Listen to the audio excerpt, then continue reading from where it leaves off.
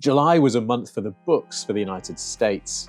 Joe Biden announced he was stepping down from the presidential race as the country was still reeling from a shocking act of political violence, one that was predicted in its broad outlines on this channel. An election year in a country that's become so politically polarized was always going to be packed with drama, but it's sad to see those tensions turning deadly as we did on July the 13th.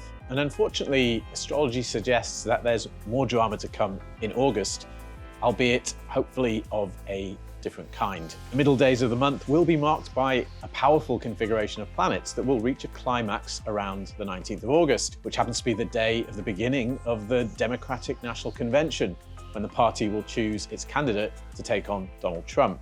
Biden endorsed Vice President Kamala Harris as candidate to succeed him, but astrology seems to be signaling more surprises and political turbulence on the horizon. Unfortunately, the same astrology seems to bode ill for the Middle East. In this World Astrology Report forecast episode, we'll look at all the major astrological developments of the month and highlight what it signifies for the world and for you as an individual. Grab a drink and let's head off on another journey into the past to understand the present and the future. As always, we're going to start the video by reviewing recent events and the astrology that signified them. In two recent videos on this channel, we highlighted the conjunction of Mars and Uranus on the fearsome fixed star Algol in the middle of the month and noted how it seemed likely to signify a surprising, provocative, and potentially violent event for Donald Trump. And so it came to be, with the attempt on his life at a campaign rally in Butler, Pennsylvania, in which he was shot in the ear.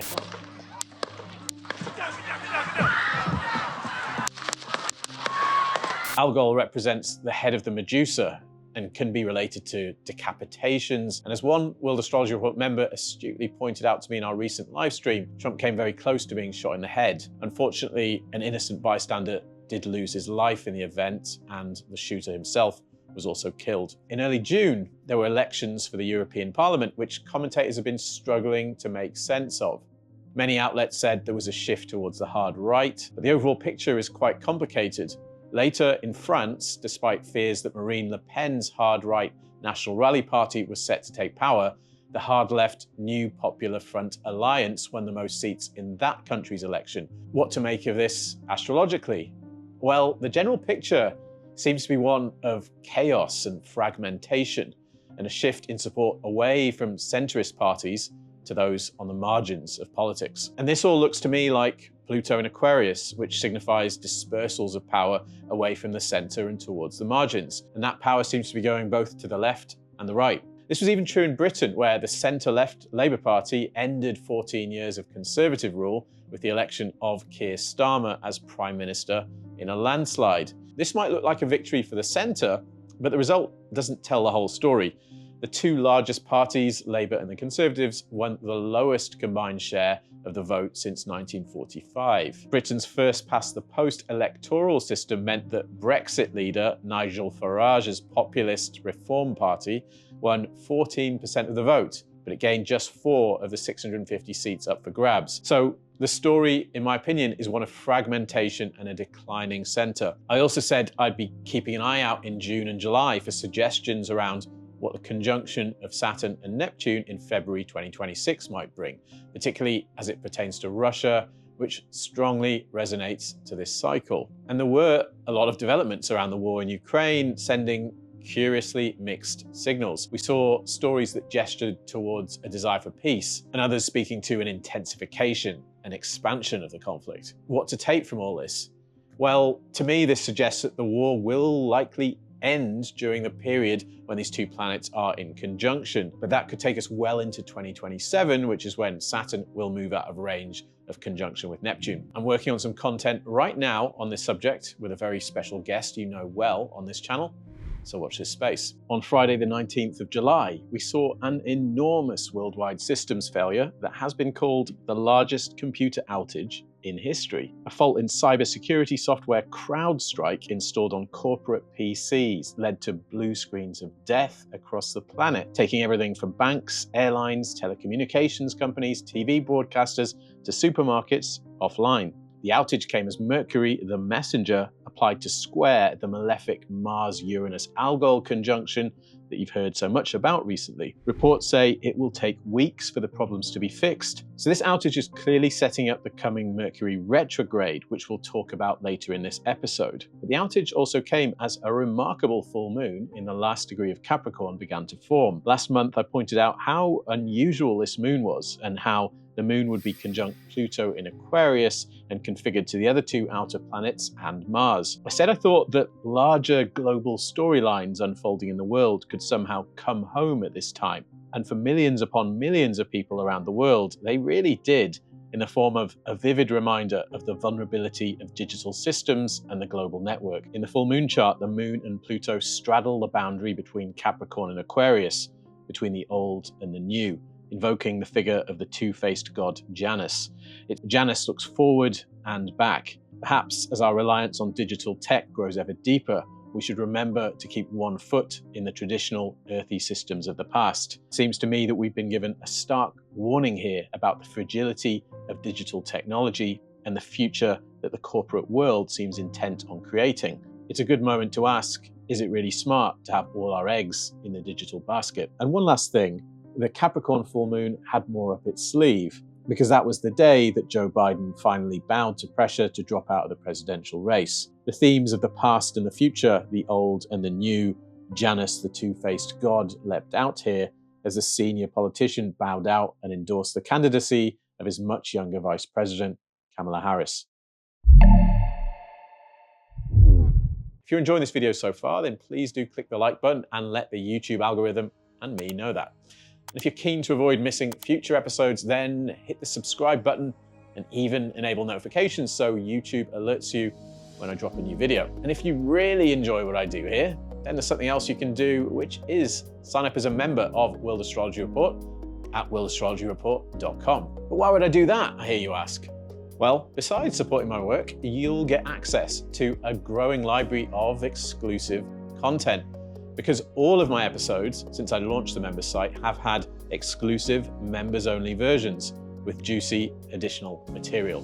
In these extended episodes, I go deeper into history and technique. So this option is perfect for those of you who are history lovers or astrology students.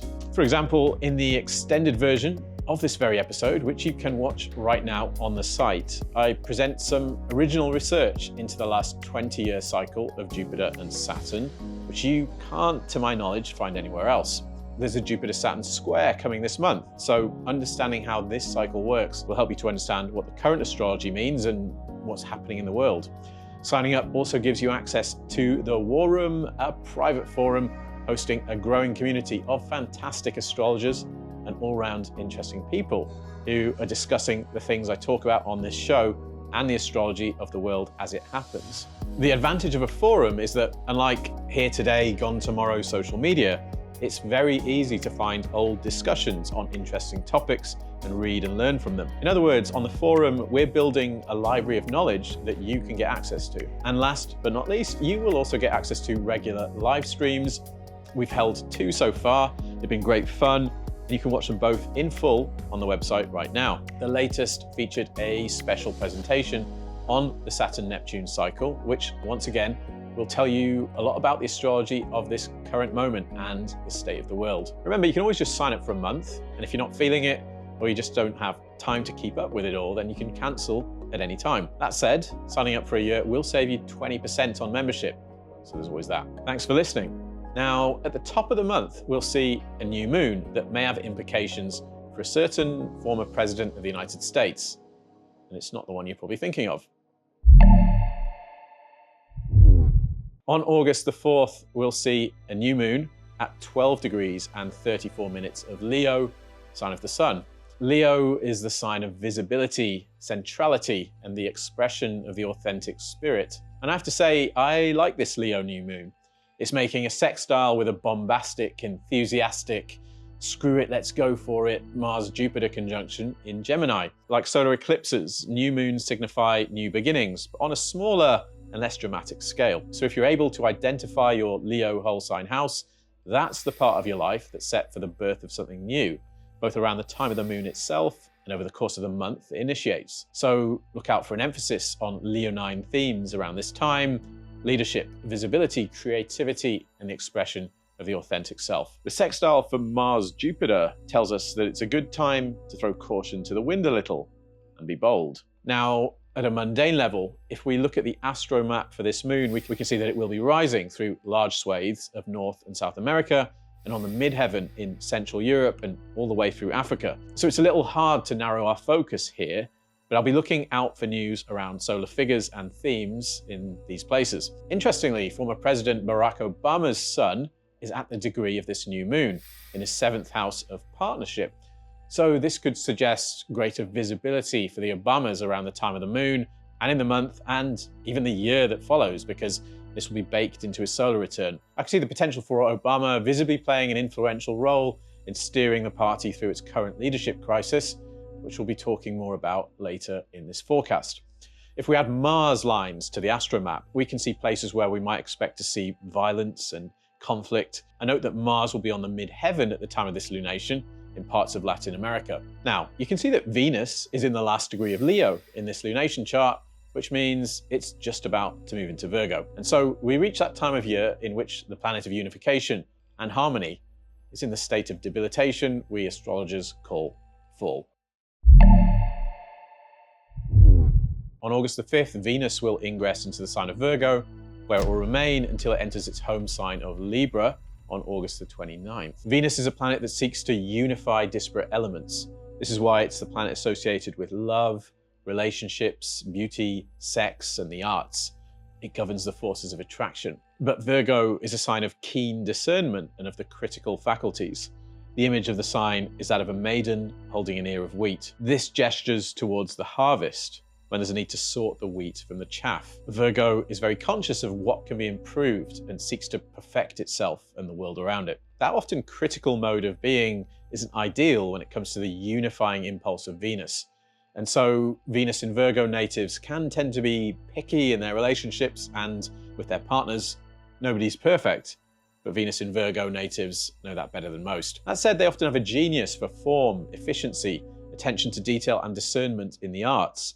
The list of film directors with this placement is quite something to behold. And we'll all get a taste of Venus in Virgo energy in August. So be aware of this transit and know that it may bring a change in dynamic in relationships. You may notice yourself finding flaws in others that you're usually unbothered by, or ways in which your relationships don't work as well as they could. If you engage consciously with this dynamic, you might use this time to practice acceptance and to think of ways that you can fix any issues in relationships. If you're engaged in creative work, you may find that you struggle to reach satisfaction in what you're putting together, but the end result of the struggle could see you leveling up in terms of technique and attention to detail. On August the 28th, Venus will oppose Neptune. In general, Venus-Neptune aspects can signify moments of pleasurable intoxication, imaginative flights of fancy, and artistic inspiration, or sometimes relational deception and illusory feelings of attraction. But here Venus is in her fall, so this could be a time of disillusion or disappointment with someone or something. Remember, this too shall pass. But let's rewind a little bit. Soon after Venus enters Virgo, it will conjoin Mercury, normally a moment for the unification of technical skill and the aesthetic sensibility, or intellectual pleasure and seduction. But there's a catch, because Mercury will, for the second time this year, be retrograde. On August the 5th, Mercury will station retrograde at 4 degrees and 6 minutes of Virgo. Now, technically speaking, Mercury is in both its domicile and exaltation in Virgo, so it's very strong in this sign. Mercury in Virgo natives tend to have practical, high-definition, cutting intellects. They have an innate ability to see and explain how the world is put together and to drill down into the minutiae of its constituent parts. When Mercury transits through Virgo, we all get to partake a little of this energy, and we can find that our ability to objectively analyze and dissect the world is enhanced, but things are not so simple this time. As we begin the month, Mercury will be slowing down and preparing to station retrograde, and its retrograde period will span almost the whole month of August. It'll station direct on August the 28th. So there's some similarity here with April, because as with that month, there'll be significant astrological configurations taking place with a retrograding Mercury as backdrop. When Mercury's retrograde, it's at its closest to the Earth. I've heard legendary astrologer Rick Levine talking about how this essentially means there's too much Mercury. And so we see technology going haywire, communication breakdowns and system failures, we're forced to repeat mercurial tasks multiple times. So expect all of that delightful stuff this month, even if Mercury's dignity in Virgo might take some of the edge off. As ever, don't let the trickster wind you up. Your patience is being tested, and usually the best response to the infuriating situations and snafus that Mercury retrogrades bring in is to take deep breaths or laugh them off. On August the 15th, Mercury re-enters the sign of Leo from Virgo, a big downgrade in its dignity, and around this time it also moves into the state known as combustion, which is when Mercury is close to the Sun, within 8 degrees, and it gets burned up by its rays. So from here, the messenger's condition gets notably worse. Expect a rise in irritation levels and a shift in the locus of frustration from one part of your life, the Virgo house, to another, the Leo house. It's always worth bearing in mind, though, that Mercury retrogrades can be harnessed to your advantage. Look for ways that you can use this period to review, recalibrate, and return to old projects that you've left aside. On August the 19th comes the Mercury cazimi, when it conjoins the Sun at 26 Leo and 35 minutes. Mercury cazimis are moments of greater mental clarity and revelation, when the resolution of problems you've been chewing over makes itself known. But the cazimi here is happening in a very tight square to Uranus, so expect such revelations to come completely out of the left field and surprise you. This could also be a time for surprising or unconventional announcements in the public sphere. The cazimi's hitting the charts of several very high-profile figures in US politics, and we'll come back to it later in this episode. Looking at the bigger picture, Mercury will be ruling both Jupiter and Mars in Gemini. Because of this, a lot of ambition and energy is being channeled into the Gemini domains of communication, learning, transport, and connection. But Mercury will be retrograde. It'll be in trickster mode this month. So this dials up the chaos factor and the potential for tempers to flare. At a mundane level, this could look like significant attacks, failures, and complications around communication systems, information technology, or connective infrastructure over the course of this month. And all this is likely to come to a head around the middle of the month, because that's when one of the most striking astrological configurations of the year takes shape. During the middle 10 days of August, a powerful and dynamic configuration involving 4 of the traditional planets forms in the sky. Here's what it looks like on August the 19th, which happens to be the day the Democratic National Convention starts. We see Saturn in Pisces in a square to a Jupiter-Mars conjunction in Gemini. Saturn also opposes Venus in Virgo, which squares the Jupiter-Mars conjunction. This is what we call a T-square. Now, there's a lot going on here, not least because this configuration also marks important aspects in certain key synodic cycles.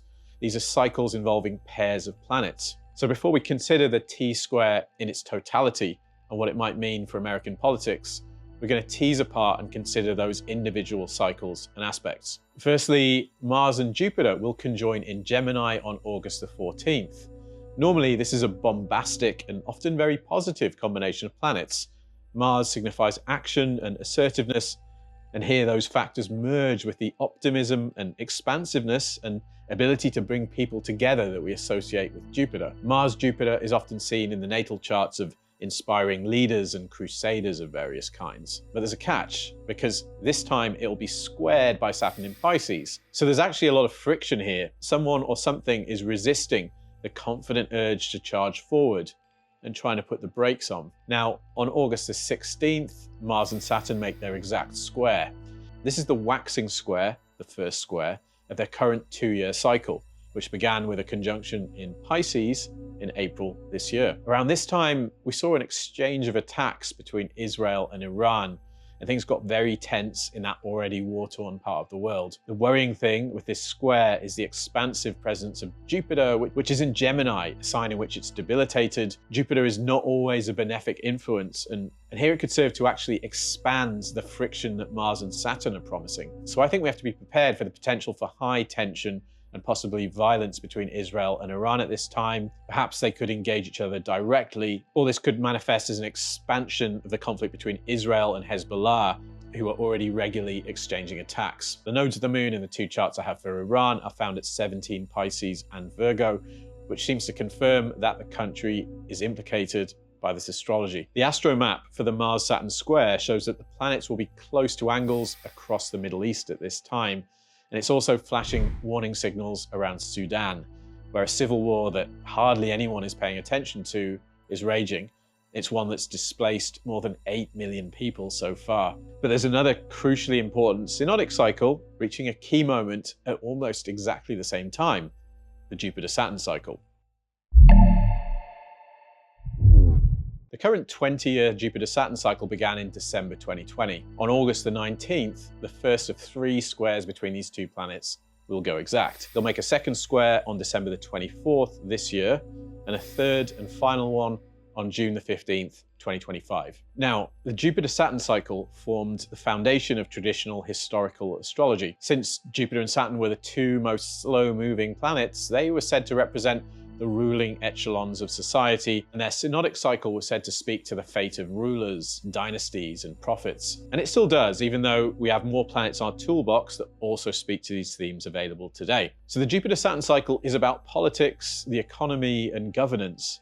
And in my own research, I've also seen how it speaks to the development of legal frameworks. Both Jupiter and Saturn are concerned with law, Jupiter because it signifies ideals and justice, and Saturn because it has to do with rules, limits, and boundaries. Now, the extended version of this video, available for members of World Astrology Report, features some new research demonstrating how this cycle has played out in recent history. In that research, we look at how the last 20-year cycle signaled the development of international agreements around carbon emissions that ultimately led to the adoptions of the targets for net zero. And that's going to help us understand this Jupiter-Saturn square that we're living through right now. Now, to return to the current Jupiter-Saturn cycle, the square between these planets in August points backwards in time to the conjunction of 2020 in Aquarius. We looked in depth at the symbolic promise of this conjunction and what happened around that time in this video with veteran astrologer Bill Meridian. But now we're going to see how we can extrapolate what this cycle is about based simply on what happened at the time of the conjunction. That's how these cycles work. A theme is established when the planets meet, and the later aspects of this cycle further develop the theme over time. Now, you don't need me to tell you that this period of late 2020, early 2021 was the pandemic period, and right at the time of the conjunction, in December 2020, the first COVID-19 vaccines were emerging. But those vaccines came attached to a lot of bureaucratic machinery.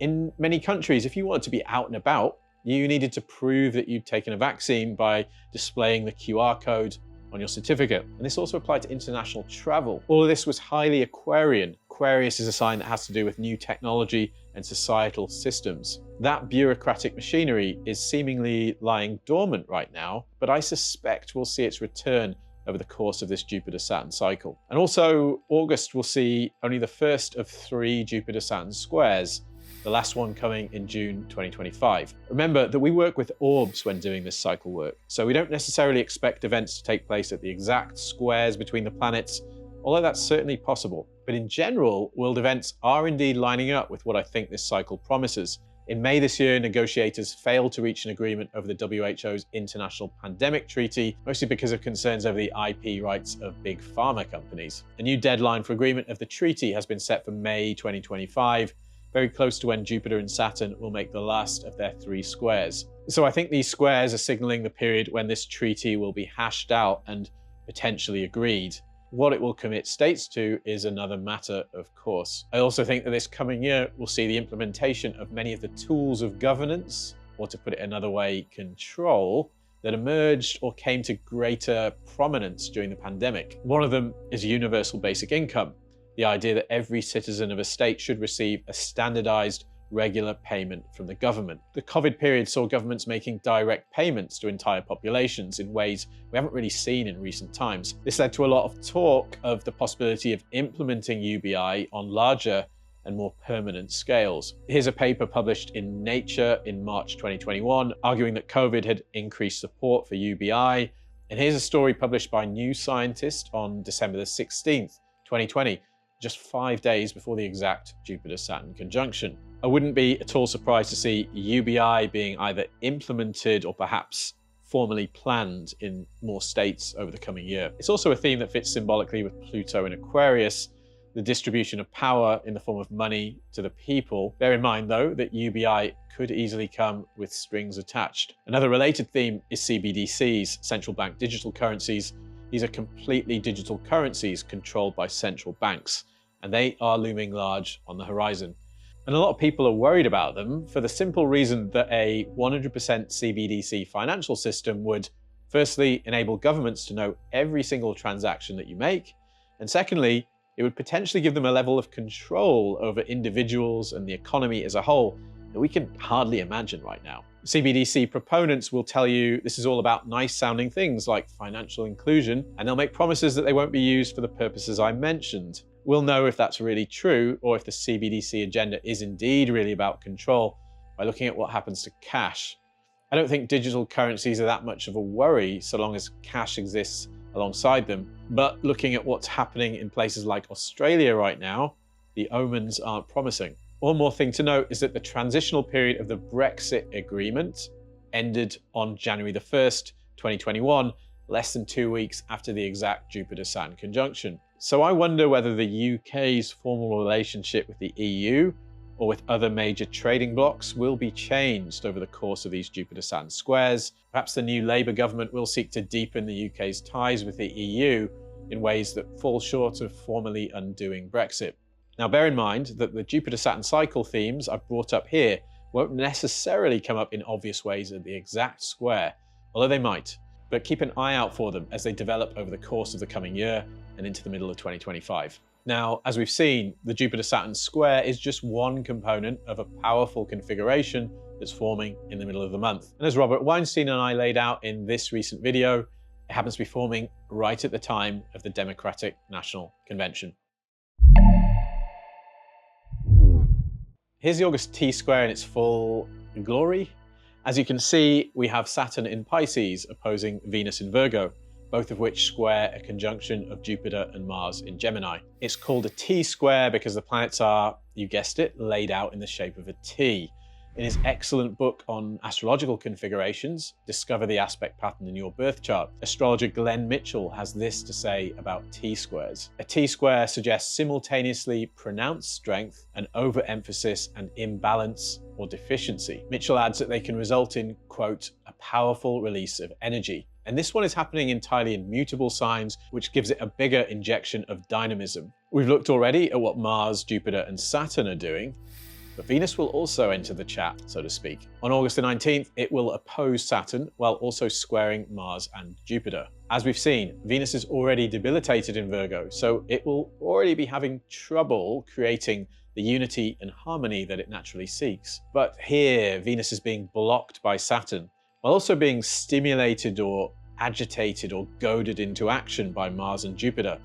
Mars, the planet of action, is also being held back by Saturn and pumped up by Jupiter at the same time. So there's a sense of great tension here. Competing desires are in conflict and a harmonious solution is hard to find, and there may be that chaotic release of energy along the way. Now, as we've already seen, this configuration comes into play right as the Democratic National Convention begins. The Democratic Party has rallied around Kamala Harris as its candidate for the presidency, but the astrology seems to be signifying trouble, particularly in the run-up to the event. Harris's Venus is at 17 Virgo, so she's being implicated by this astrology. Perhaps she'll have to undertake some difficult behind-the-scenes negotiations, and maybe the difficulties will come from outside the convention, which is taking place in Chicago. A lot of people are making comparisons to the DNC of 1968, which also took place in Chicago and was rocked by protests against the war in Vietnam. Could we see something similar this time, but with Gaza the focus of the activism? At the time of the Mars-Saturn conjunction in April, we saw protests at campuses across the US against the war. We're now reaching the square in that Mars-Saturn cycle, so we could see a return to those themes. But there's more, because on the 19th of August, besides that T-square, there's quite the full moon, especially where the US is concerned. On August the 19th, we'll see a full moon at 27 degrees and 15 minutes of Aquarius.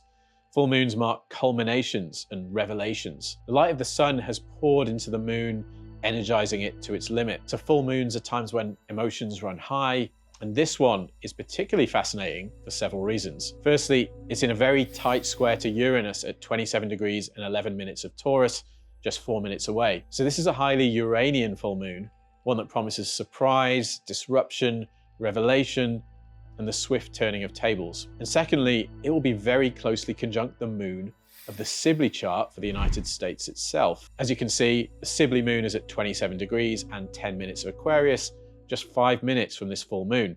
And so Uranus will be tightly squaring both this full moon and America's moon. But this moon is specifically signaling an important moment for Joe Biden because his sun is at 27 Scorpio. So it's being opposed by Uranus. This suggests to me that events aren't going to go as Biden expects them to. And there's something else. Kamala Harris's Saturn is at 28 Aquarius, very close to the full moon, and she herself was born at an exact full moon, with the moon at 27 Aries and the sun at 27 Libra. So this very same full moon is making harmonious aspects with her chart. The moon will also be closely aspecting Donald Trump's chart, opposing his Mars at 26 Leo. And it also implicates Barack Obama, because his lunar nodes are at 27 Aquarius and 27 Leo. So all these key figures in the Democratic Party and the presidential race are implicated by this astrology, which has a strongly Uranian flavor. And there's something else. Remember that Mercury retrograde that's serving as the backdrop of this month? Well, Mercury's stationing retrograde in Virgo, which is Biden's 10th whole sign house of career and public reputation. That's not the kind of thing you want to see for a man having the serious communication issues that he's facing. This makes me wonder if we may see more unfortunate moments suggestive of his cognitive decline in the first half of the month. And then there's this. The Mercury cazimi that's closely square to Uranus that I mentioned earlier happens on the 19th of August, the same day that the T-square and this full moon appear. Indeed, it's part of the same configuration. Mercury is conjunct the Sun, which is opposing the Moon. So it's hitting the charts of all the same figures I mentioned before in relation to the full moon.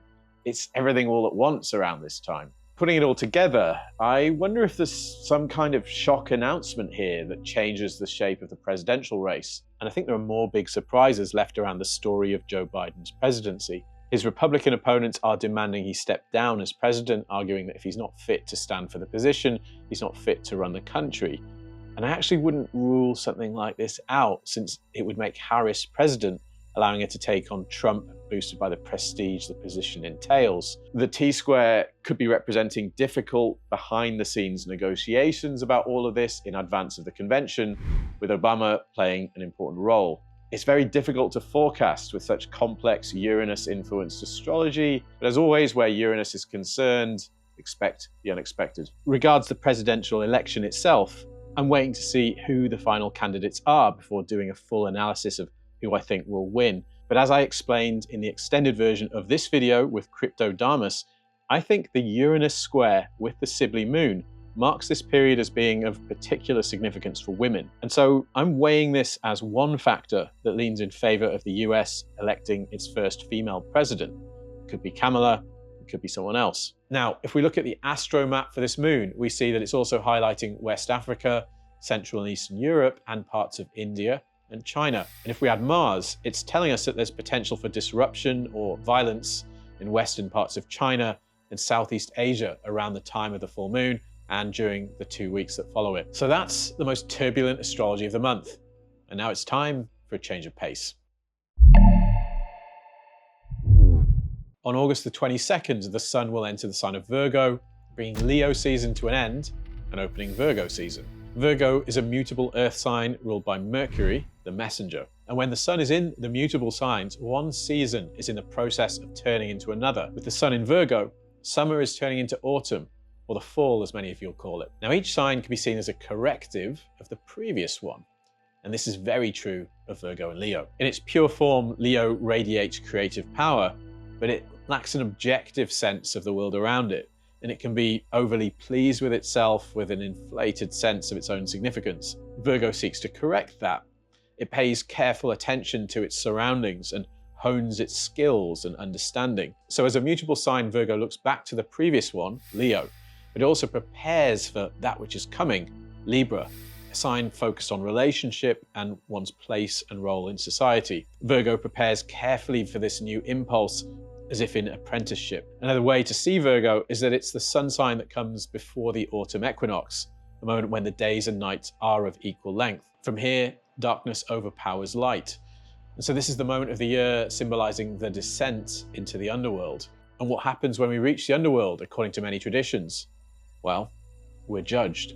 Virgo knows well that judgment is coming, and so it seeks to perfect itself. This is why Virgo is concerned with the development of the critical and discerning faculties. And it's also why people with the sun in this earthy sign are so frequently concerned and identified with their work and achieving mastery of it. Regardless of your sun sign, Virgo season is the time of the year when the light of consciousness is refracted through this lens. It's time when we all might ask ourselves the questions that Leo has a tendency to neglect.